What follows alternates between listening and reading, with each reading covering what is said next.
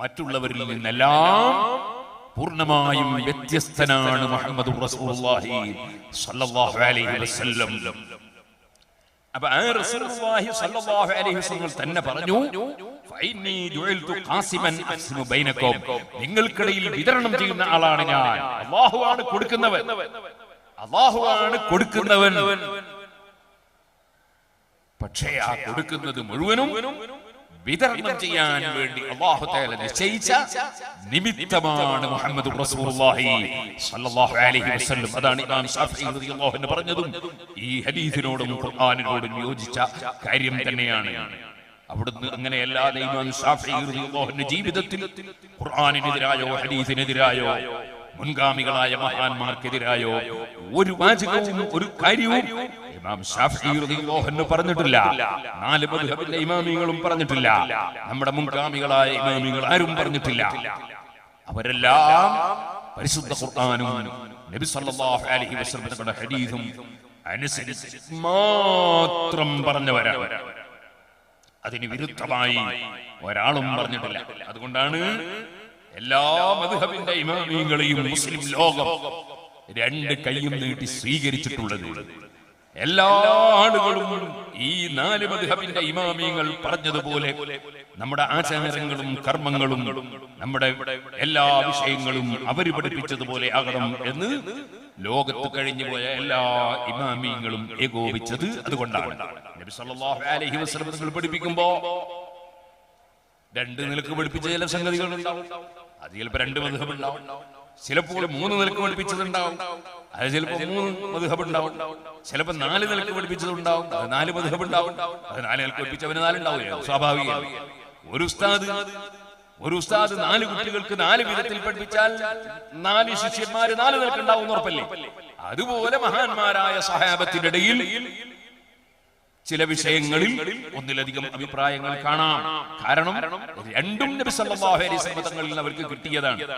എല്ലാ ഇമാമിങ്ങൾക്ക് കിട്ടിയതും നബി സല്ലല്ലാഹു അലൈഹി വസല്ലം തങ്ങൾക്ക് കിട്ടിയത് തന്നെയാണ്. നബി സല്ലല്ലാഹു അലൈഹി വസല്ലം പഠിപ്പിച്ച ആശയം, ആ ആശയം അംഗീകരിക്കുന്നവർക്കാണ് അഹ്ലുസ് സുന്ന എന്ന് പറയുന്നത്. നേരത്തെ ഇവിടെ അഹ്ലുസ് സുന്ന എന്ന വിഷയമാണ് സംസാരിക്കാൻ കുറഞ്ഞ സമയം സംസാരിക്കുന്നുള്ളൂ. എല്ലാവർക്കും അറിയാം, ഇനി ശേഷം ഇവിടെ ദിക്ർ നടക്കാനുണ്ട്. ഇനി ദിക്ർ നടക്കാനില്ലെങ്കിൽ തന്നെയും എനിക്ക് പഴയ പോലെ ഉറക്കൊഴിക്കാൻ പാടില്ല, ഡോക്ടർമാർ വിരോധിച്ചിട്ടുണ്ട്. 10 മണിക്കപ്പുറം ഉറക്കൊഴിയാൻ പാടില്ല എന്ന് പറഞ്ഞിട്ടുണ്ട്.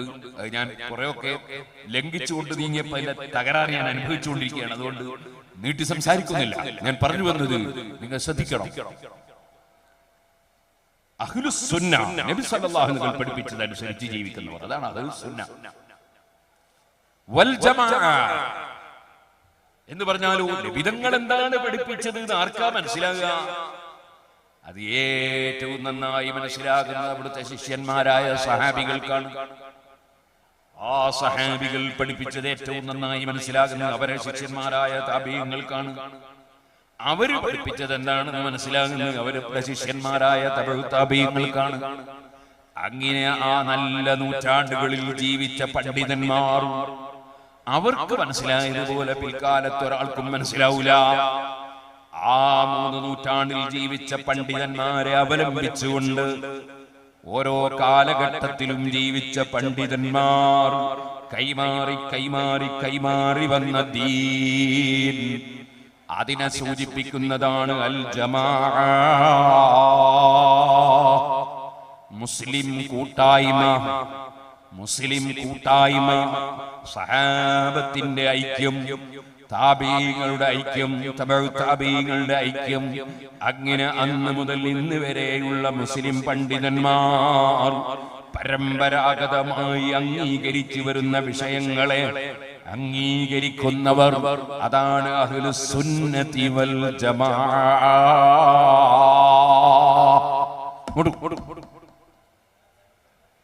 ഞാനൊരു ദിവസം ഡൽഹിയിലേക്ക് പോവാണ്. എന്നെ കൂട്ടിക്കൊണ്ടുപോകുന്നത് 2 പ്രഗത്ഭരായ ബിസിനസ്സുകാരാണ്. അവരുടെ ആവശ്യം എന്താണ്? ആവശ്യം CM ഇബ്രാഹിം സാഹിബ് അന്ന് ഡൽഹിയിൽ ക്യാബിനറ്റ് മന്ത്രിയാണ്. അദ്ദേഹത്തോട് ഒരു റെക്കമെൻഡ് ചെയ്യണം. അതിനാണ് അവർ കൂട്ടിക്കൊണ്ടുപോകുന്നത്. അപ്പൊ പോകുന്ന സമയത്ത് എത്തുമ്പോ ഒരാൾ എന്നോട് പറഞ്ഞു, അത് ഞങ്ങൾക്ക് ശരിയായി കിട്ടിയാൽ നിയമപരമായി തന്നെ ശരിയാക്കാൻ വിചാരിച്ചു. പക്ഷെ അതിനും പലപ്പോഴും ഉദ്യോഗസ്ഥന്മാർ തയ്യാറാകണമല്ലോ. അപ്പോ അത് ശരിയായി കിട്ടിയാൽ നിങ്ങൾക്ക് ഞാൻ എന്തെങ്കിലും തരൂ, ഞങ്ങളെന്തെങ്കിലും തരൂ എന്ന് പറഞ്ഞു. ഞാൻ പറഞ്ഞാൽ ഇപ്പൊ തന്നെ മടങ്ങാൻ, ഞാൻ ഇപ്പൊ തന്നെ മടങ്ങാം. അങ്ങനെയാണെ ഞാൻ വരുന്നില്ല. കാരണം നമ്മൾ ഈ ദുനിയാവിന്റെ പിന്നാലെ പോകേണ്ട ആവശ്യമില്ല. ദുനിയാവ് തന്നെ താണ സാധന, അതിങ്ങോട്ട് വന്നോളൂ. നമ്മൾ താണ സാധനം നോക്കി അങ്ങോട്ട് പോകണം. നമ്മൾ മോമിനിയങ്ങളാണ്. മോമിനിയങ്ങളെക്കാൾ മുന്തിയ വേറെ ഒന്നും ഇവിടെയില്ല. നബി സല്ലല്ലാഹു അലൈഹി വസല്ലം നിങ്ങൾ പറഞ്ഞില്ലേ, എന്ത് ഏറ്റവും ശക്തിയുള്ള സാധനം പാറ. അതിനെക്കാണ് ശക്തിയുള്ളതോ ഇരുമ്പ്? പാറ പൊട്ടിക്കല്ലേ ഇരുമ്പ്, പാറ ഇടിച്ച് പൊട്ടിക്കല്ലേ ഇരുമ്പുണ്ട്. പാറ അങ്ങനെ ചെറിയ ചെറിയ കഷ്ണാക്കി മുറിച്ച് ക്രഷറിന്നൊക്കെ മുറിച്ച് അങ്ങോട്ട് ഇട്ട് കൊടുക്കല്ലേ ഇരുമ്പ്. ഇരുമ്പിനെ കാണാൻ ശക്തിയുള്ളതോ തീ? ഇരുമ്പിനെ ഉരുക്കി കളിയല്ലേ തീ. തീനെ കാണാൻ ശക്തിയുള്ളതോ വെള്ളം? വെള്ളത്തിന്റെ ശക്തി ഇപ്പൊ കേരളക്കാരോട് ഇനി പറയണ്ട. വെള്ളത്തിന്റെ ശക്തി ഇനി ആരോടും പറയേണ്ടതില്ല. എല്ലാ ഇരുമ്പും പരാജയപ്പെടും, എല്ലാ വസ്തുക്കളും പരാജയപ്പെടും, തീയും പരാജയപ്പെടും, എല്ലാം പരാജയപ്പെടും. വെള്ളം വല്ലാത്ത ശക്തിയുള്ളതാ. എന്നാൽ അതിനേക്കാളെല്ലാം ശക്തിയുള്ളതോ അത് പടച്ചവന്റെ പൊരുത്തം കരുതി അല്ലാഹുവിന് വേണ്ടി സംഭാവന കൊടുക്കുന്ന മോമിനായ മനുഷ്യന്റെ ഖൽബ്, അല്ലാഹുവിൽ അർപ്പിച്ചുകൊണ്ട് ധർമ്മം ചെയ്യുന്ന മോമിനിന്റെ മനസ്സ്, ആ മുഅ്മിനിന്റെ ശക്തി വേറെ ഒന്നിനുമില്ല, ഒരു വസ്തുവിനുമില്ല. കണ്ടില്ലേ ഉമർ ഇബ്നുൽ ഖത്താബ് റളിയല്ലാഹു അൻഹുവിന്റെ കാലത്ത് നൈൽ നദിയിലെ വെള്ളം, ആ വെള്ളം ഒരു വേണ്ടാത്ത സ്വഭാവം കാണിച്ചപ്പോൾ ഉമർ ഇബ്നുൽ ഖത്താബ് എന്ന് പറയുന്ന പരിപൂർണ മുഅ്മിനായ മഹാൻ, ആ മഹാന്റെ ഒരു കഷ്ണം തുണ്ടം കടലാസ് കൊണ്ടുപോയി നദിയിലിട്ടപ്പോൾ നദി വഴിപ്പെട്ടു പോയില്ലേ? സുഹൃത്തുക്കളെ, അതൊക്കെ നീണ്ട സംഭവങ്ങളാണ്, എപ്പോഴും കേൾക്കുന്നതുകൊണ്ട് ഞാൻ പറയുന്നില്ല. മുഅ്മിനായ മനുഷ്യൻ, ശരിയായ മുഅ്മിനായ മനുഷ്യന്റെ മഹത്വം അത് വളരെ വലുതാണ്. ഏത് വെള്ളത്തെയും വെല്ലാവുന്നതാണ്. ഞാൻ ഓർക്കുകയാണ്, സമസ്ത കേരള ജംഇയ്യത്തുൽ ഉലമയിലെ ആദ്യത്തെ 40 മെമ്പർമാരിൽ പെട്ടിരുന്ന ഒരു പണ്ഡിതനാണ് പാറക്കടവ് ഖാദി അൽ മർഹൂം അബ്ദുള്ള മുസ്ലിയാർ നവ്വറല്ലാഹു മർഖദാ. മഹാനവറുകൾ സുബ്ഹാനല്ലാഹ് സുന്നത്ത് ജമാഅത്തിന്റെ വിരോധികളോട് അകന്നു നിൽക്കണം എന്ന് പറയുന്ന ഫത്വ പെരിന്തൽമണ്ണയിൽ വെച്ച് 8ഓളം ആലിമീങ്ങൾ പുറപ്പെടുവിച്ചപ്പോൾ ആ ഫത്വ കമ്മിറ്റിയിൽ ഉൾപ്പെട്ട ആളായിരുന്നുവെങ്കിലും മഹാനവറുകൾ ഫത്വയുടെ മീറ്റിംഗിന് മുമ്പ് 2 ദിവസം മുമ്പോ മറ്റോ വഫാത്തായി പോയി എന്നാണ് എന്റെ അറിവ്. ഇരിക്കട്ടെ, ആ മഹാനായ പണ്ഡിതൻ പുഴയിൽ ഇങ്ങനെ വെള്ളം കയറി പാറക്കടവ് പള്ളിയിൽ, നിങ്ങളെ ഈ പാറക്കടവല്ല, ഞങ്ങളെ ഭാഗത്ത് നാദാപുരം പാറക്കടവ്, പാറക്കടവ് എന്ന് പേര് വെക്കുമ്പോൾ തന്നെ പുഴ അടുത്തുണ്ടാവും ഉറപ്പാണല്ലോ. പാറക്കടവ് സുഹൃത്തുക്കളെ, ആ പാറക്കടവിലെ പള്ളിയിൽ വെള്ളം ഇങ്ങനെ പോകുമ്പോ നിൽക്കട്ടെ അവിടെ എന്ന് പറഞ്ഞപ്പോ വെള്ളം അവിടെ നിന്ന് പിന്നെ പൊങ്ങിയില്ല എന്ന് പഴയ കാലത്തുള്ള ആളുകൾ പറയുന്നത് ഞാൻ കേട്ടിട്ടുണ്ട്. നല്ല ഉറച്ച മോമിനീങ്ങൾ, അവർക്ക് വലിയ പവറാണ്. സുഹൃത്തുക്കളെ, ഇപ്പൊ ഞാനത് പറയുന്നില്ല. കുഞ്ഞഹമ്മദ് മുസ്ലിയാരി എന്ന് പറയുന്ന ഒരു മുസ്ലിയാരി നാദാപുരം ജുമാഅത്ത് പള്ളിയിൽ ഓതി പഠിക്കുന്നു. നന്നായി കിതാബൊക്കെ മനസ്സിലാവുന്ന ജനങ്ങൾക്ക് തോന്നുന്ന നിലക്ക് ജോറായിട്ട് പഠിച്ചു വളർന്ന് മുതഅല്ലിമായി, പണ്ഡിതനായി, യുവാവായി പ്രസംഗിക്കാൻ നടക്കുന്നു. അപ്പോൾ പാറക്കടവ് ജുമാഅത്ത് പള്ളിയിലും അദ്ദേഹത്തെ കൊണ്ട് പ്രസംഗിപ്പിക്കാൻ ആളുകൾ തീരുമാനിച്ചു. മഹാനായ അബ്ദുള്ള മുസ്ലിയാർ പറഞ്ഞു, ഇവിടെ അവൻ പ്രസംഗിക്കണ്ട, ഇവിടെ അവൻ പ്രസംഗിക്കണ്ട. ആളുകൾക്കൊന്നും മനസ്സിലായില്ല. നല്ലൊരു ചെറുപ്പക്കാരനല്ലേ, നല്ല പ്രസംഗമല്ലേ. മഹാനവകൾ പറഞ്ഞു, അവൻ ഇവിടെ പ്രസംഗിക്കണ്ട. ആളുകൾ ചോദിച്ചെന്തേ? അത് പിന്നെ മനസ്സിലാകുമെന്ന് പറഞ്ഞു. കാലം കുറെ കഴിഞ്ഞപ്പോൾ ആ കുഞ്ഞമ്മദ് മുസ്ലിയാരെ ഞാൻ കണ്ടിട്ടുണ്ട്. അദ്ദേഹം മുജാഹിദായി പോയിട്ടുണ്ട്. പിൽക്കാലത്ത് വരുന്ന കാര്യം മുൻകൂട്ടി മനസ്സിലാക്കി ഖദർ അലൈഹി സ്വലാത്തു വസ്സലാം സൂറത്തുൽ കഹ്ഫിൽ ഇന്ന് വെള്ളിയാഴ്ച നിങ്ങൾ ഓതിയില്ലേ? ഒരു ചെറുപ്പക്കാരനായ കുട്ടിയുടെ പേരിൽ നടപടി സ്വീകരിച്ചത് സൂറത്തുൽ കഹ്ഫിലില്ലേ? വമാ ഫഅൽതുഹു അൻ അംരീ, അതേകൽ കൂടാതെ ഞാനൊന്നും ചെയ്തില്ല എന്നല്ലേ ഖദർ അലൈഹിസ്സലാം മൂസാ നബി അലൈഹിസ്സലാമിനോട് പിന്നീട് പറഞ്ഞത്? എന്റെ വകയിൽ ചെയ്തതല്ല, പടച്ചവന്റെ ഓർഡർ പ്രകാരമാണ്. സുഹൃത്തുക്കളെ, അങ്ങനെ എത്ര ആളുണ്ട് സഹീഹുൽ ബുഖാരി മറിച്ചു നോക്കിയാൽ ഉഹദ് യുദ്ധത്തിന്റെ തലേ ദിവസം ബാപ്പ അബ്ദുല്ലാഹ് റളിയല്ലാഹു അൻഹു ജാബിർ റളിയല്ലാഹു അൻഹുവിനെ വിളിച്ച് പറഞ്ഞില്ലേ, മോനെ ജാബിറേ, നാളെ ആദ്യം ഷഹീദാകുന്നത് ഞാനായിരിക്കും. ഉഹദ് യുദ്ധം നടന്നപ്പോൾ അതേ നിലക്ക് സംഭവിച്ചില്ലേ? അതുകൊണ്ടല്ലേ പുത്തൻവാദികളായ മുജാഹിദുകൾ പഴയകാലത്ത് ഇറക്കിയ അൽ വിലായത്ത് വൽ കറാബയിൽ അവരുടെ പണ്ഡിത സഭ പുറത്തിറക്കിയതാണ്. അതിൽ പോലും ഈ സംഭവം ഉദ്ധരിച്ചുകൊണ്ട് KM മൗലവി അതാ ഔലിയാക്കൾക്ക് മറഞ്ഞ കാര്യം അറിയും, പിന്നീട് വരുന്ന കാര്യം അറിയാൻ സാധിക്കും എന്ന് അദ്ദേഹം ഈ ഹദീസ് അതിന് തെളിവുദ്ധരിച്ചിട്ടുണ്ടല്ലോ. ഞാനിപ്പോൾ പറയുന്നത് മാത്രമാണെന്ന് വിചാരിക്കണ്ട. അപ്പൊ ഞാൻ പറഞ്ഞു വന്നത്, സുഹൃത്തുക്കളെ, മഹാന്മാരായ ആളുകൾക്ക് അല്ലാഹു തആല ആ നിലക്കൊക്കെ പല അറിവുകളും കൊടുത്തേക്കും. ആ മഹാനായ പാറക്കടവ് അബ്ദുള്ള മുസ്ലിയാർ നവ്വറല്ലാഹു മർഖദാ വലിയ മഹാനായിരുന്നു. പിന്നീട് വരുന്ന കാര്യം മുൻകൂട്ടി മനസ്സിലാക്കി അദ്ദേഹത്തിന് പറയാൻ സാധിച്ചു. അങ്ങനെയൊക്കെ അല്ലാഹുവിന്റെ സാലിഹീങ്ങളായ അടിമകൾ ഉണ്ട്. അപ്പൊ മുഅ്മിനീങ്ങളായ ആളുകൾക്ക് അതാ നല്ല ഉറപ്പുണ്ടെങ്കിൽ അതിനേക്കാണ് ശക്തിയുള്ള ഒരു സാധനവുമില്ല. അവിടെ ദുനിയാവിന്റെ പിന്നാലെ പോകേണ്ടതില്ല. ഞാൻ അവരോട് പറഞ്ഞു, ഞാൻ മടങ്ങാണ്. അതേ സമയത്ത് ഏത് ബിസിനസ്സുകാർക്കും, ഏത് തൊഴിലാളിക്കും, ഏത് കർഷകനും, ഏത് വ്യക്തികൾക്കും കഴിയുന്ന സഹായങ്ങൾ, നമ്മളെ കൊണ്ട് കഴിയുന്ന സഹായം ചെയ്തു കൊടുത്താൽ പഠിച്ചവർക്ക് കൂലിട്ടുന്ന സംഗതിയാണ്. നല്ല റെക്കമെൻഡ് ആര് റെക്കമെൻഡ് ചെയ്താലും അതിന് അല്ലാഹുവിങ്കൽ പ്രതിഫലം കിട്ടും. ഇനി യാതൊരു കുഴപ്പമില്ല. ഇന്നലെ ഒരാൾ ഞാൻ മംഗലാപുരത്ത് പോകുമ്പോൾ വിളിച്ചു. അദ്ദേഹം പറഞ്ഞു, വയറ്റിലുള്ള കുട്ടി, ഈ വയറ്റിലുള്ള കുട്ടികളെ സ്കാൻ ചെയ്ത് നോക്കിയിട്ട് കൊന്നാളെ പറയും ചില ഡോക്ടർ. പിന്നെ എന്തിനാ ഇവർ സ്കാൻ ചെയ്യുന്ന? ഒരു ചികിത്സ ഉണ്ടേ പറയാനാണ്, കൊല്ലാൻ പറയാൻ ഇവരുമാണ്. അപ്പോ വയറ്റിലുള്ള കുട്ടിയെ സ്കാൻ ചെയ്ത് നോക്കിയിട്ട് തലച്ചോറില്ല എന്ന് പറഞ്ഞിട്ട് ഒരുപാട് സ്കാൻ ചെയ്ത് എല്ലാരും പറഞ്ഞു, പക്ഷേ അള്ളാന്റെ മേൽ തവക്കുലാക്കി അങ്ങനെ തന്നെ നിർത്തി കുട്ടിയെ. പ്രസവിച്ചതിന് ശേഷം സ്കാൻ ചെയ്ത് നോക്കിയപ്പോഴും തലച്ചോറില്ല.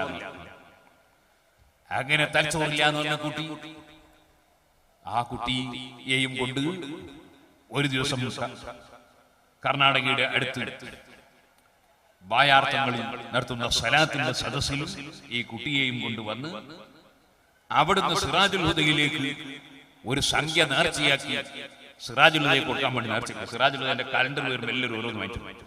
അപ്പോ നേർച്ചയാക്കി പിറ്റേന്ന് വലിയൊരു സ്കാൻ ചെയ്യാൻ വേണ്ടി പിന്നെയും കൊണ്ടുപോയി. ആ കുട്ടിക്ക് തലച്ചോറുകൊണ്ട് ഒരു കുഴപ്പമില്ലാണ്ട് ആ കുട്ടീന്റെ ഫോട്ടോ എനിക്ക് വാട്സപ്പിൽ തന്നിട്ട് ഇപ്പോഴും എന്റെ കൂടെയുള്ള ഇസ്ഹാഖ് സഖാഫിന്റെ കയ്യിൽ കാണാം. അദ്ദേഹം വാട്സപ്പിൽ സംസാരിച്ച് ഞാൻ പോകുന്ന സമയത്ത് യാത്രയിൽ കേട്ടതാണ്.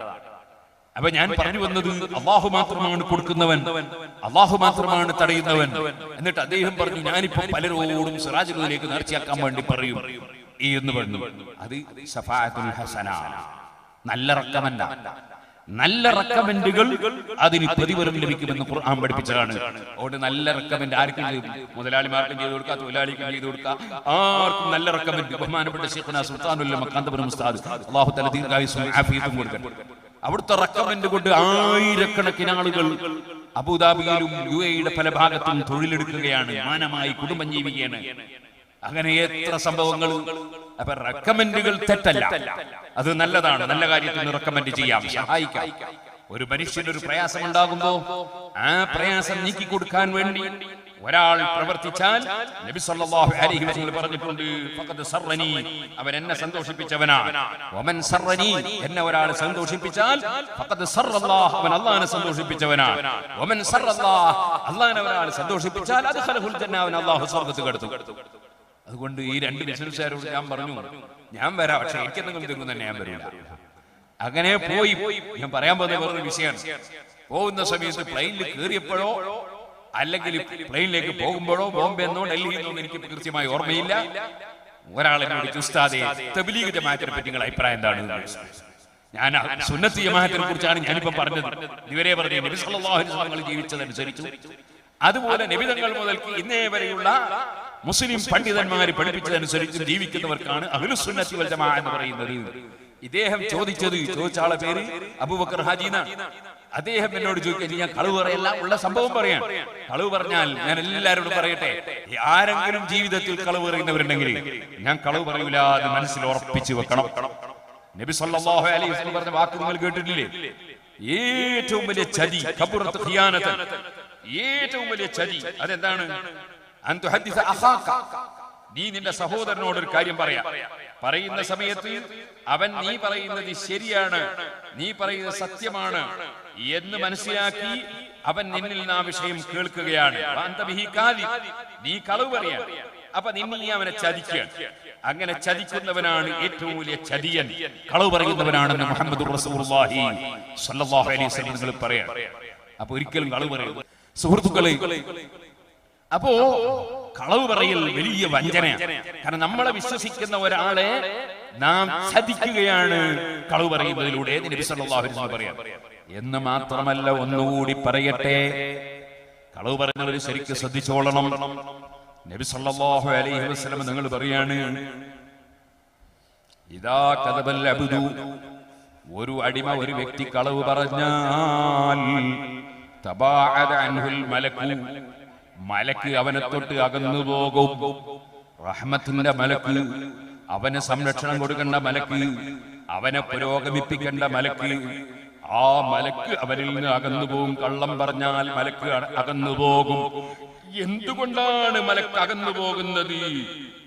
മിന്നതിനി മാ ജാഅ ബിഹി ഔ കമാ ഖാല ശഫീഉനാ റസൂലുള്ളാഹി,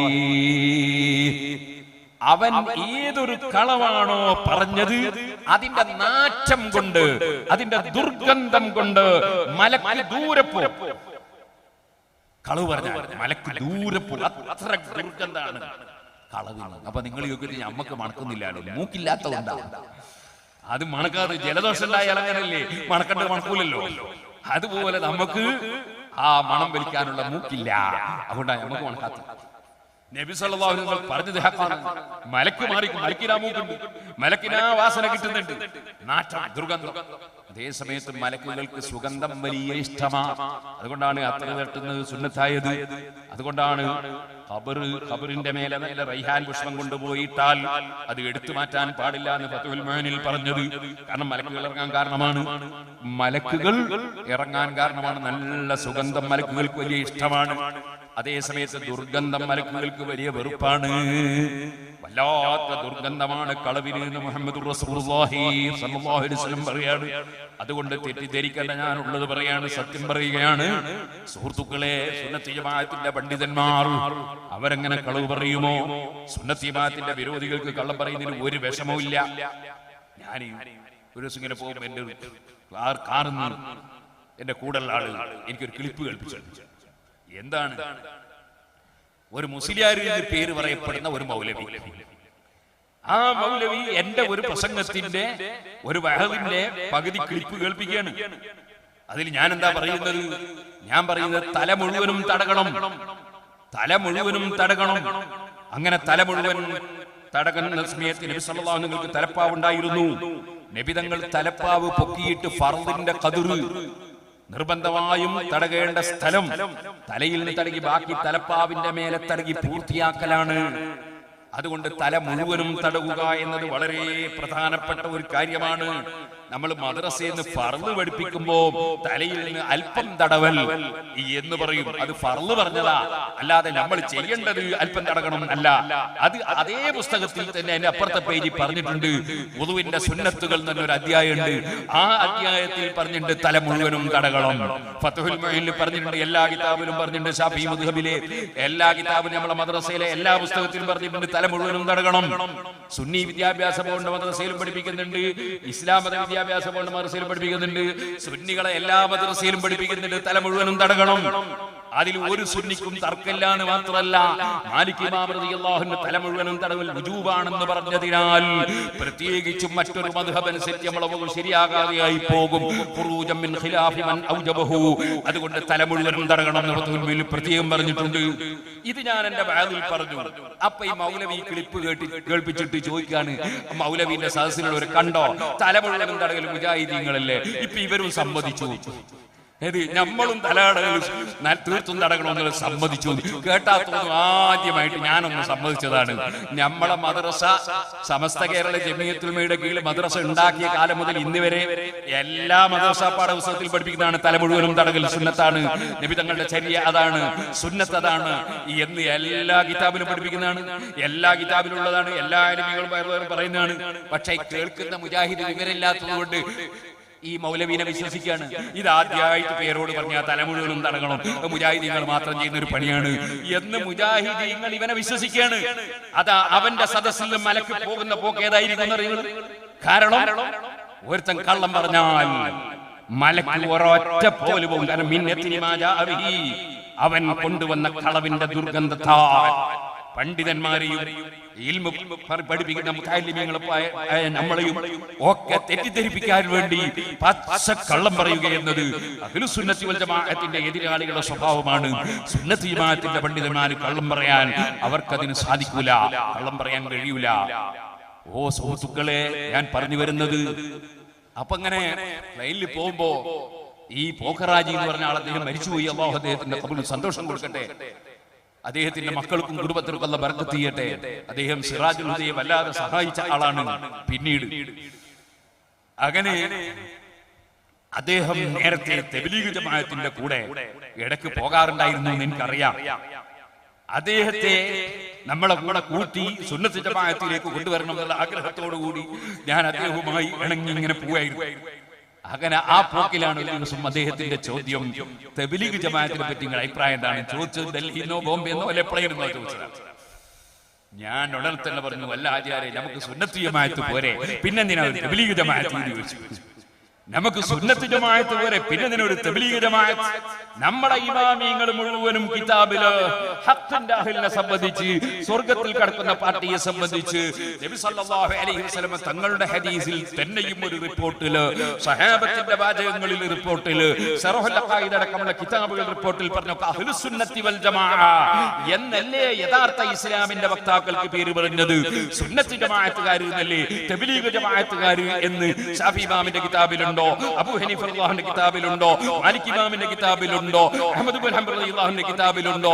അങ്ങനെ മുൻഗാമികളായ ഏതെങ്കിലും ഒരു മഹാന്മാർ ഇങ്ങനെ തബ്ലീഗ് ജമാഅത്ത് എന്ന് പറഞ്ഞ ഒരു സാധനം നമുക്ക് പഠിപ്പിച്ചിട്ടുണ്ടോ? ഇല്ലെന്ന് മാത്രമല്ല, ഞാൻ ആചാര്യോട് ചോദിച്ചല്ല, നിങ്ങൾ കണ്ട ആളല്ലേ മഹാനായ ശംസുൽ ഉലമ ഖുതുബി മുഹമ്മദ് മുസ്ലിയാർ റളിയല്ലാഹു മർഖദ? നിങ്ങൾ കണ്ട ആളല്ലേ അബ്ദുറഹ്മാൻ ബാഫഖി തങ്ങൾ, പാണക്കാട് പോയ തങ്ങൾ? നിങ്ങൾ കണ്ട ആളല്ലേ ബഹുമാനപ്പെട്ട കീഴന ഉസ്താദ്, അതുപോലെ തന്നെ കാങ്ങാട്ട് ഉസ്താദ്? ഞാൻ കുറെ ആലിമീങ്ങളെയും സയ്യിദന്മാരെയൊക്കെ എണ്ണിക്കൊടുത്തിട്ട് ചോദിച്ചു, അവരൊന്നും തബ്ലീഗ് ജമാഅത്തിന് പോയിട്ടില്ലല്ലോ, അവരൊക്കെ വലിയ മഹാന്മാരാണ്, നിങ്ങൾ ഉറച്ചു വിശ്വസിക്കുന്നില്ലേ? അവരെല്ലാം സുന്നത്തി ജമാഅത്തുകാരായിരുന്നല്ലോ, പിന്നെ ഒരു പുതിയ തബ്ലീഗ് ജമാഅത്ത് എന്തിനാണ് എന്ന് ചോദിച്ചു. ഞാൻ വേറെ ഒന്നും ഞാൻ പറഞ്ഞില്ല, അൽഹംദുലില്ലാഹ്. പിന്നെ അയാൾ തബ്ലീഗ് ജമാഅത്തിന് പോയിട്ടില്ല, പിന്നെ അദ്ദേഹം തബ്ലീഗ് ജമാഅത്തിന്റെ പരിപാടിക്ക് പോയിട്ടില്ല. അദ്ദേഹം അഹ്ലുസുന്നത്തി വൽ ജമാഅത്തിന്റെ സജീവ പ്രവർത്തകനായി സിറാജുൽ ഹുദയുടെയും അതുപോലെ നാദാപുരത്തുള്ള ദാറുൽ ഹുദയുടെയും ഒക്കെ സജീവ പ്രവർത്തകനായി മരിച്ചുപോയി. അല്ലാഹു തആല അദ്ദേഹത്തിന്റെ ഖബറിൽ സന്തോഷം കൊടുക്കട്ടെ.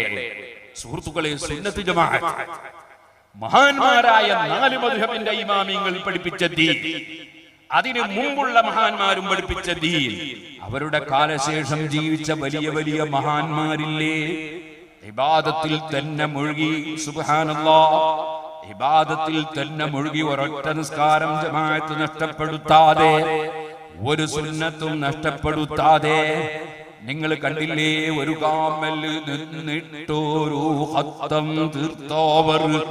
മുഹീദ്ദീൻ ശൈഖ് റളിയല്ലാഹു അൻഹു ഒരു കാലിന്റെ മേലെ നിന്ന് ഒരു ഖത്തം തീർത്തു എന്ന് പറഞ്ഞാൽ അഭ്യാസം കാണിച്ചതാണോ? അല്ല, അല്ല. രാത്രി സമയത്ത് ഉറക്കമൊഴിച്ച് നിസ്കരിക്കുകയാണ്. ആ നിസ്കാരം നടന്നുകൊണ്ടിരിക്കുമ്പോൾ അതിൽ നീണ്ട ഖുർആനോത്താണ്,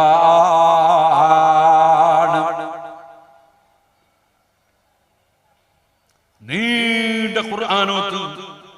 ആ ആ ഓത്തിങ്ങനെ ഓതിയിട്ട് ദിനേന നിസ്കരിച്ചപ്പോൾ അതാ ഉറക്കം തൂക്കുന്നു, ഉറങ്ങിയിട്ടില്ല. രാത്രിയും പകലും ഉറങ്ങാൻ കഴിഞ്ഞിട്ടില്ല. പകൽ സമയത്ത് അതാ ഇൽമു പ്രചരിപ്പിക്കുകയാണ്, ശിഷ്യന്മാരെ നല്ല നിലക്ക് വളർത്തിയെടുക്കുകയാണ്, അവർക്ക് വേണ്ട ഉപദേശം കൊടുക്കുകയാണ്.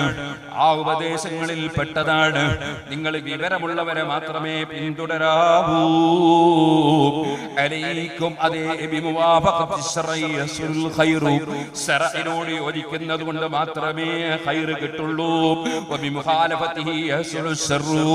ഇസ്ലാമിക ശരീഅത്തിന് വിരുദ്ധമായ ഏത് കാര്യം ചെയ്യുമ്പോഴും ഷർറിൽ പെട്ടുപോകുന്നതാണ്. അതുകൊണ്ട് മക്കളെ, അൽ ജഹ്ലു കുല്ലുഹു മഫ്സദ, വിവരക്കേട് തീർത്തും നാശമാണ്, വിവരക്കേട് മുഴുവനും നാശമാണ്. നിങ്ങൾ ധാരാളം ഇൽമു പഠിക്കണേ, പഠിച്ച പണ്ഡിതന്മാരെ ഫോളോ ചെയ്യണേ. ഇത്തബിഉ ശുയൂഖൽ ഉലമാ ബിൽ കിതാബി വസ്സുന്നതി അൽ ആമിലീന ബിഹിമാ. ഇങ്ങനെയുള്ള ഒരുപാട് ഉപദേശങ്ങൾ നൽകി ശിഷ്യന്മാരെ വളർത്തിയെടുക്കുകയാണ്. ബഹുമാനപ്പെട്ടവർക്ക് രാത്രിയിൽ എഴുന്നേറ്റ് ഖുർആൻ ഓതുമ്പോ ഉറക്കെ തൂക്കിയിട്ട് നിവൃത്തിയില്ല, ഇരുന്നിട്ട് ഉറക്കൊക്കെ എഴുന്നേറ്റ് നിൽക്കണം. അങ്ങനെയുണ്ടല്ലോ, ചിലപ്പോൾ എഴുന്നേറ്റ് നിൽക്കണം. നമ്മളെ ക്ലാസ്സിലൊക്കെ ചിലപ്പോൾ കുട്ടികൾക്ക് ഉറക്കും. അപ്പൊ നമ്മൾ അവരെ എഴുന്നേൽപ്പിച്ച് നിർത്തും, അവരോട് വെപ്പറ്റില്ല, അവരെ ഉറക്കു പോകാൻ വേണ്ടിയാണ് എഴുന്നേൽപ്പിച്ച് നിർത്തും. അതിന് ബഹുമാനപ്പെട്ടവർ നിന്ന് നിസ്കരിക്കുമ്പോൾ തന്നെ ഉറക്കു കൊടുക്കുന്ന നിലക്ക്, നിന്ന് ഖുർആൻ ഓതുന്ന സമയത്ത് ഉറക്കു കൊടുക്കുന്ന നിലക്ക് ഉറക്ക് വിടുന്നില്ല, തീരെ ഉറങ്ങാഞ്ഞിട്ടാ. അപ്പോൾ ഉറങ്ങാതിരിക്കാൻ വേണ്ടി സ്വന്തം ശരീരത്തെ പാകപ്പെടുത്തിയെടുക്കാൻ വേണ്ടി ചെയ്ത പണിയാണ്. ഒരു കാലിന്റെ മേലെ നിൽക്കുമ്പോ നൃത്തത്തിന് സൗകര്യം ഉണ്ടാവൂല, സൗകര്യമില്ല, ഞാൻ ഉറക്ക് കിട്ടൂല. അതിനു വേണ്ടി ചെയ്ത പണിയാണ്.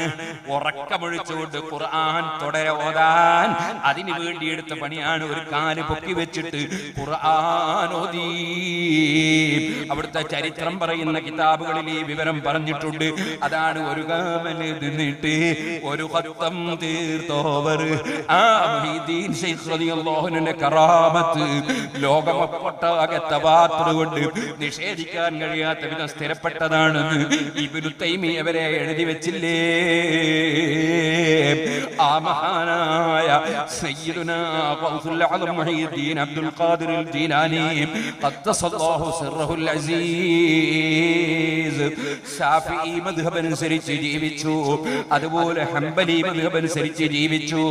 അതല്ലേ അശാഫിഈയ ഫാസിർ തൽഹംബലിയ ബിലാ ഹജ്റിൻ ലി തഹത ത്വാബിൽ ഖൈറൈനി മുഅ്തദില.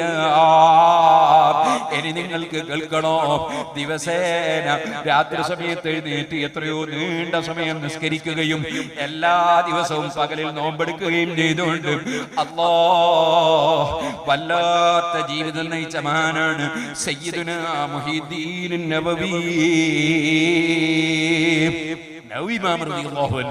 ലോകത്തെ എല്ലാ മദ്ഹബിലെ ഇമാമികളും ഒരുപോലെ ബഹുമാനിക്കുന്ന ഇമാം നബവി റളിയല്ലാഹു അൻഹു. നമ്മളൊക്കെ ഇന്ന് നിസ്കരിക്കുന്നുണ്ടോ, നോമ്പെടുക്കുന്നുണ്ടോ, സക്കാത്ത് കൊടുക്കുന്നുണ്ടോ, ഹജ്ജ് ചെയ്യുന്നുണ്ടോ, നമ്മൾ ഏത് പരിപാടി ചെയ്യുന്നുണ്ടോ, അതൊക്കെ നബവി ഇമാമിന്റെ കിതാബിനെ അടിസ്ഥാനപ്പെടുത്തിയാണ്. ലോകത്തെ ശാഫിഈ മദ്ഹബിലെ ഏറ്റവും ഉത്തമമായ തുഹ്ഫ ഇമാം നബവി റളിയല്ലാഹു അൻഹു മിൻഹാജിന്റെ ശറഹാണ്. അതുപോലെ തന്നെ ലോകത്തെ ഏറ്റവും ഉത്തമമായ ശാഫിഈ മദ്ഹബിലെ ഗ്രന്ഥങ്ങൾ നബവി ഇമാം റളിയല്ലാഹു അൻഹുവിന്റെ കിതാബുകളാണ്. ആ നബവി ഇമാം റളിയല്ലാഹു അൻഹു സുബ്ഹാനല്ലാഹ് എപ്പോഴും നോമ്പെടുക്കുന്ന ആള്, രാത്രിയിൽ നീണ്ട നിസ്കാരം നിർവഹിക്കുന്ന ആള്, ഏറ്റവും വലിയ ഇബാദത്ത് നടത്തുന്ന ആള്. ആ നബവി ഇമാം റളിയല്ലാഹു അൻഹു അദ്കാർ എന്ന് പറഞ്ഞിട്ടൊരു കിതാബുണ്ട്. ആ അദ്കാർ എന്ന് പറയുന്ന കിതാബ് എന്തിനാണ്? നമുക്ക് ചൊല്ലാനുള്ള ദിക്റുകൾ പഠിപ്പിക്കാൻ വേണ്ടി ദിക്റുകൾ സമാഹരിച്ചതാണ്. അത് തന്നെയും മഹാനവറുകൾ ശരിയായ നിലക്ക് കിട്ടിയ ദിക്റുകൾ സമാഹരിച്ചതാണ്. ആ അദ്കാർ എന്ന് പറയുന്ന കിതാബില് സുഹൃത്തുക്കളെ ഇടയ്ക്ക് നിങ്ങൾക്ക് കാണാം, മനുഷ്യന്റെ കാല് കോച്ചിപ്പോയാൽ എന്ത് ചെയ്യണം എന്ന് പറയുന്ന സ്ഥലത്ത് അബ്ദുല്ലാഹി ഇബ്നു ഉമർ റളിയല്ലാഹു അൻഹു നബി സല്ലല്ലാഹു അലൈഹി വസല്ലം തങ്ങളെ വിളിച്ച് ഇസ്തിഗാഥ ചെയ്തു. യാ മുഹമ്മദ് എന്ന് വിളിച്ചു പറഞ്ഞത് അദ്കാറിൽ കാണാം. ഇതുപോലെ ഇമാം നബവി നവവി റളിയല്ലാഹു അൻഹുവിന്റെ ശറഹുൽ മുഹദ്ദബ് നോക്കിയാൽ അതുപോലെ തന്നെ വേറെ ചില കിതാബുകളിലും യാ ഇബാദല്ലാഹി അഹ്ബിസൂനി നവവി ഇമാം തങ്ങൾ പറയാണ് അതാ ഇനം ഫലതത് ദാബത്തു അഹദിക്കും നിങ്ങളിൽ ആരെങ്കിലും യാത്ര പോകുന്ന സമയത്ത് വഴിക്ക് വെച്ച് നിങ്ങളെ വാഹനം നഷ്ടപ്പെട്ടു പോയാൽ നിങ്ങൾ ഇസ്തിഗാഥ ചെയ്യണേ, സഹായം തേടണേ. ആരോട്? അല്ലാഹുവിന്റെ മഹാന്മാരായ അടിമകളോട്. യാ ഇബാദല്ലാഹി ഇഹ്ബിസൂ, അല്ലാഹുവിന്റെ ഇഷ്ടദാസന്മാരായ മഹാന്മാരെ നിങ്ങൾ എന്റെ വാഹനം ബന്ദ് ചെയ്യണേ എന്ന് നിങ്ങൾ വിളിച്ചു പറഞ്ഞോളൂ. അങ്ങനെ പറഞ്ഞാൽ നിങ്ങളെ വാഹനം കിട്ടുമെന്ന് മാത്രമല്ല, നവവി ഇമാം പറയുന്നു അങ്ങനെ പറഞ്ഞിട്ട് എനിക്കെന്റെ വാഹനം കിട്ടിയിട്ടുണ്ട്. നിങ്ങൾ മനസ്സിലാക്കണം, ഇസ്തിഗാഥ ചെയ്യുന്ന വലിയ മഹാന്മാരായ സുന്നത്ത് ജമാഅത്തിന്റെ പണ്ഡിതന്മാർ അവരേറ്റവും വലിയ ആബിദീങ്ങളാണ്. എല്ലാ ദിവസവും തന്നെ സുന്നത്ത് നോമ്പെടുത്തവരാണ്. രാത്രിയിൽ എഴുന്നേറ്റ് നീണ്ട സമയം നിസ്കരിച്ചവരാണ്.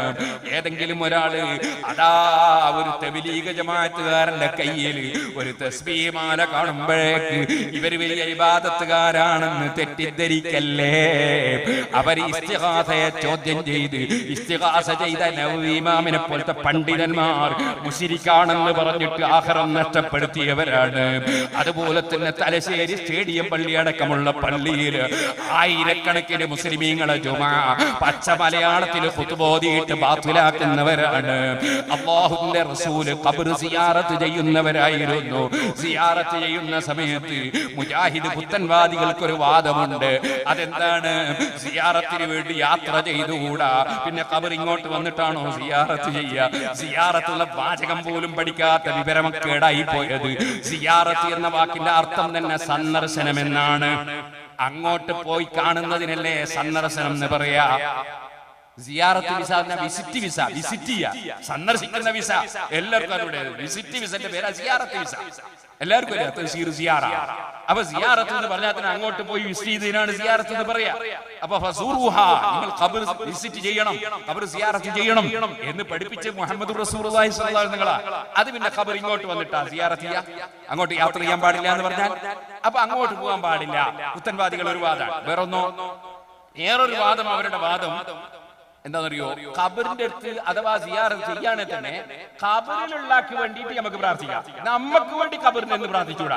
ഇബ്നു തൈമിയ്യ അടക്കം, അയാൾ വലിയ വിവരമുള്ള ആളാണ്, പക്ഷെ അദ്ദേഹം അടക്കം ആ വിവരക്കേട് പറഞ്ഞിട്ടുണ്ട്. എന്ത് ഖബറിന്റെ അടുത്ത് നമുക്ക് വേർന്നൂടാ. അതേ സമയത്ത് ഇബ്നു തൈമിയ്യ റസൂലുള്ളാഹി എന്ന് വിശ്വസിക്കുന്നില്ല മുസ്ലിമീങ്ങള്.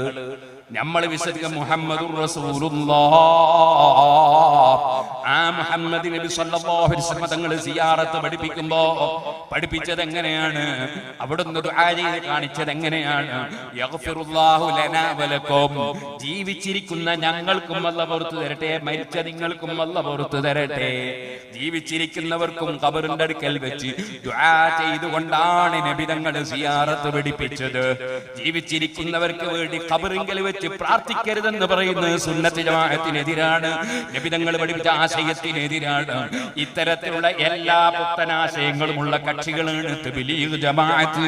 അതുകൊണ്ട് തന്നെ പക്ഷേ ഒരു സാധാരണക്കാരനെ സംബന്ധിച്ചിടത്തോളം തെളിവൊന്നും പറഞ്ഞു കൊടുക്കണ്ടല്ലോ, അദ്ദേഹത്തിന്റെ ബുദ്ധി കൊണ്ട് ചിന്തിച്ചാൽ പോരെ. അതുകൊണ്ടാണ് ഞാൻ ബൊക്കറാജിയോട് പറഞ്ഞത്, നിങ്ങൾ കണ്ട ആലിമീങ്ങൾ ആരെങ്കിലും തബ്ലീഗ് ജമാഅത്ത് ആയിരുന്നോ? അഹ്ലുസ് സുന്നത്തി വൽ ജമാഅ, നവവി ഇമാമിനെ പോലുള്ള മഹാന്മാർ. നിങ്ങൾക്ക് കേൾക്കണോ? നവവി ഇമാമിന് ബിസിനസ് ഇല്ല, കൃഷിയില്ല, ജോലിയില്ല, അതൊന്നും പാടില്ലെന്ന് മഹാനവറുകൾ പറഞ്ഞിട്ടുമില്ല. ബിസിനസിന്റെ നിയമങ്ങളൊക്കെ ബിസിനസ് നടത്തുന്നവരെ പഠിപ്പിക്കാനാണ് ഉറക്കമൊഴിച്ചത്. കാരണം ബിസിനസ് നടത്തുന്ന ബിസിനസ്സുകാരൻ നരകത്ത് കിടക്കരുത്. അതുകൊണ്ട് എങ്ങനെയാണ് ബൈഇന്റെ ശർത്ത് എന്താണ്? വിൽപ്പനയുടെ നിബന്ധന എന്താണ്? വിൽപ്പനയുടെ റുക്ൻ എന്താണ്? അതുപോലെ തന്നെ വാടകയ്ക്ക് വാങ്ങുന്നതിന്റെ നിയമങ്ങൾ എന്താണ്? അതുപോലെ തുടങ്ങിയിട്ട് എല്ലാ നിയമങ്ങളും എഴുതി രേഖപ്പെടുത്തി ഖിയാമത്ത് നാൾ വരെയുള്ള ബിസിനസ്സുകാർക്ക് ആവശ്യമായ അറിവ് നൽകിയ മഹാനായ ഇമാം നബവി. ആ ഇമാം നബവി റളിയല്ലാഹു അൻഹു അതാ മഹാനവറുകൾ ദർസ് നടത്തുന്ന മദ്രസയിലേക്ക് വന്നു. ഭരണാധികാരി വന്നിട്ട് പറഞ്ഞു, ഇവിടത്തേക്ക് വഖഫ് ചെയ്യപ്പെട്ട കിതാബുകൾ ഇവിടുന്നൊന്ന് എടുത്തു മാറ്റണമെന്ന് പറഞ്ഞു. നബവി ഇമാം പറഞ്ഞു സമ്മതിക്കില്ല. ഭരണാധികാരിയാണെന്ന് നോക്കിയിട്ടില്ല. അവിടെ വളരെ താഴ്മയോടെ ജീവിക്കുന്ന ഇമാം നബവി അവിടെ സിംഹഗർജനമാണ്. അനുവദിക്കൂല ഭരണാധികാരി ഇവിടുത്തേക്ക് വഖഫ് ചെയ്യപ്പെട്ട കിതാബ് മറ്റൊരു സ്ഥലത്തേക്ക് നഖല് ചെയ്യാൻ പറ്റൂല, നീക്കാൻ പറ്റൂല, സമ്മതിക്കൂല. ഭരണാധികാരിക്ക് ദേഷ്യം പിടിച്ചുപോയി. അദ്ദേഹം ഓഫീസിൽ ചെന്നിട്ട് പറഞ്ഞു, ഇനി ആ മുസ്ലിയാർക്ക് ശമ്പളം കൊടുക്കരുത്, ഇനി ആ മുസ്ലിയാർക്ക് വന്ന ഭക്ഷണവും കൊടുക്കരുത്. അപ്പോഴാണ് ഓഫീസ് സെക്രട്ടറിയുടെ മറുപടി, ഓ ഭരണാധികാരി, ഇന്ന് വരെ അദ്ദേഹം നമ്മളെ ഭക്ഷണം കഴിച്ചിട്ടില്ല, ദർസ് നടത്തുന്നുണ്ട്. ഇന്ന് വരെ ഒരു നയാകാശ ശമ്പളം പറ്റിയിട്ടില്ല, ദർസ് നടത്തുന്നുണ്ട്. അദ്ദേഹത്തിന്റെ പതിവെന്താണ്? മഗ്രിബിന്റെ സമയത്ത് നോമ്പ് തുറക്കാൻ ഒരൽപ്പം ഈത്തപ്പഴമോ കാരക്കയോ വെള്ളമോ ചുരുങ്ങിയൊരു വസ്തു പാപ്പ കൊണ്ട കൊടുത്താൽ അത് കഴിക്കും. അത്താഴത്തിനും അതുപോലെ ചെറിയൊരു ലഘുഭക്ഷണം പാപ്പ കൊണ്ട കൊടുത്താൽ അത് കഴിക്കും. അതേ സമയത്ത് പാപ്പ കൊടുത്തേച്ചാൽ അത് കഴിക്കും. നേരെ മറിച്ച് നമ്മളെ സ്ഥാപനത്തിൽ നിന്ന് ഇന്ന് വരെ ഭക്ഷണം കഴിച്ചിട്ടില്ല, ഇന്ന് വരെ ശമ്പളം പറ്റിയിട്ടില്ല. ഇമാം നബവി അപ്പോഴാ ഭരണാധികാരി തുറന്നു പറയുന്നു, എന്നാ നിങ്ങൾക്കൊന്ന് കേൾക്കണോ? അദ്ദേഹം എന്നോട് അനുവദിക്കൂല എന്ന് പറഞ്ഞപ്പോ എനിക്ക് ശുണ്ടി പിടിച്ചു, എനിക്ക് വല്ലാതെ ശുണ്ടി പിടിച്ചു. എന്റെ ഭരണത്തിന് കീഴിൽ ഇങ്ങനൊരു മുസ്ലിയാരോ, ആ മുസ്ലിയാരെ വെച്ചാ പറ്റൂല എന്നുള്ള നിലക്ക് അദ്ദേഹത്തെ പിടിച്ചൊന്ന് ഇടിക്കാൻ വേണ്ടി ഞാനങ്ങോട്ട് കാല് മുന്നോട്ട് വെച്ചപ്പോ ഇറങ്ങി ഓടിയതാണ്. എന്തേ കാരണം? അദ്ദേഹത്തിന്റെ മുന്നിൽ നിന്നൊരു സിംഹം എന്നിലേക്ക് വാ പൊളിച്ചിങ്ങി ഗർജിച്ചു നിൽക്കുന്നതാണ് ഞാൻ കണ്ടത്. ആ സിംഹത്തെ കണ്ടത് ഇതുകൊണ്ട് തന്നെയല്ലേ?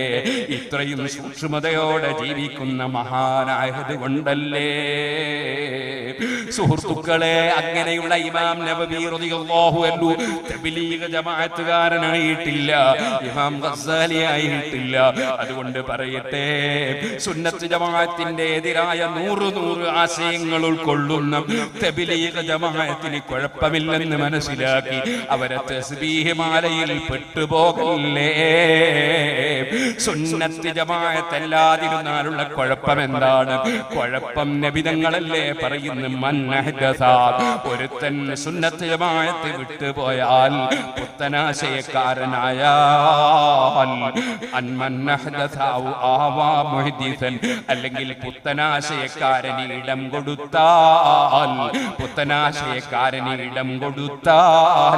പുത്തനാശയക്കാരന് ഒത്താശ ചെയ്താൽ, പുത്തനാശയക്കാരന് അഭയം കൊടുത്താൽ, അവനെ സഹായിച്ചാൽ, അവനെ കുറിച്ച് നല്ലത് പറഞ്ഞാൽ, വിചാരിച്ചാൽ, അവനെ ഉൾക്കൊള്ളാൻ പോയാൽ, നബിതങ്ങൾ പറയാണ്, ഫഅലൈഹി ലഅനത്തുല്ലാഹി വൽ മലായികതി വന്നാസി അജ്മഈൻ.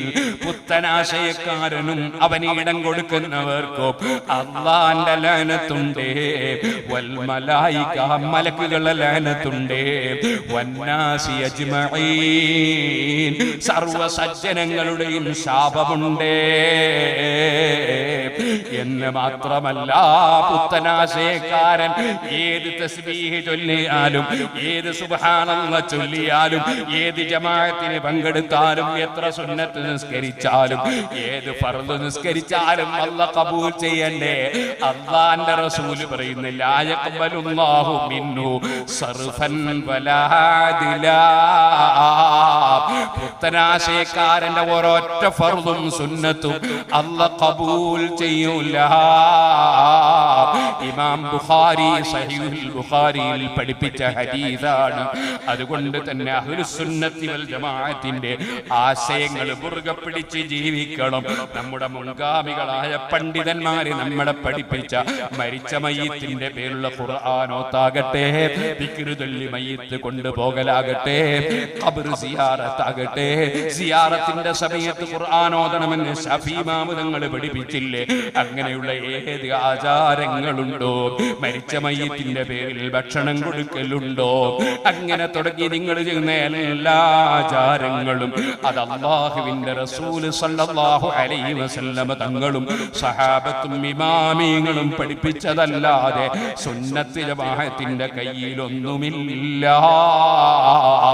എവിടെയെങ്കിലും ഉറൂസ് എന്ന പേരിൽ അനാചാരമോ, അതേ ആണും പെണ്ണും കലരലോ, അതുപോലെ തന്നെ തെറ്റായ പ്രവർത്തനങ്ങളോ നടക്കുന്നുണ്ടെങ്കിൽ അത് നടത്തുന്നവരതിന്റെ കുറ്റക്കാരാണെന്നല്ലാതെ സുന്നത്ത് ജമാഅത്തിന് അതിലൊന്നും പങ്കില്ല. അതുകൊണ്ട് സുന്നത്ത് ജമാഅത്ത് മുറുകെ പിടിച്ച് ജീവിക്കണമെന്ന് എന്നോടും നിങ്ങളോടും വസിയ്യത്ത് ചെയ്ത് ഞാൻ എൻ്റെ വാക്കുകൾ നിർത്തട്ടെ. അർഹമുർ റഹീമീനായ അൽ മലിക്കുൽ ജബ്ബാറായ രാജസയ്യിദായ റഹ്മാനേ, സാധുക്കളായ ഞങ്ങളെ വാക്കുകളും പ്രവൃത്തികളും നീ ഖബൂൽ ചെയ്യണേ അല്ലാഹ്.